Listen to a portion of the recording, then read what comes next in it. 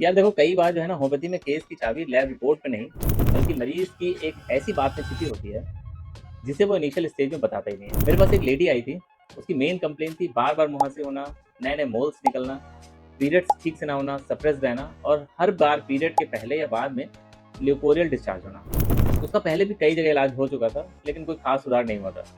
धीरे धीरे वो चिड़चिड़ी होती जा रही थी। मैंने भी बहुत ट्राई किया, लेकिन इम्प्रूवमेंट नहीं आ रहा था।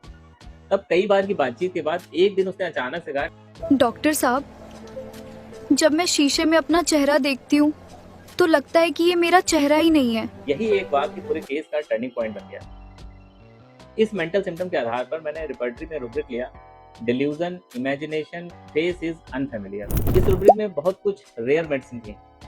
उसमें से चॉकलेट जो थी मेरे पास अवेलेबल थी, इसलिए मैंने चॉकलेट 200 बीडी डोज में स्टार्ट करी और कॉन्स्टिट्यूशनली मैंने उसको पूजा की एक सिंगल डोज दी थी। लगभग 20 दिन के बाद जब वो पेशेंट फॉलोअप में आई, तो उसने बताया कि डॉक्टर साहब, इस बार जो है ना उसके पीरियड बिल्कुल पहले जैसे हुए, 4-5 दिन उसको पीरियड भी आए और इस बार ल्यूकोरिया वाला डिस्चार्ज भी नहीं हुआ और कोई नया मोल भी नहीं निकला।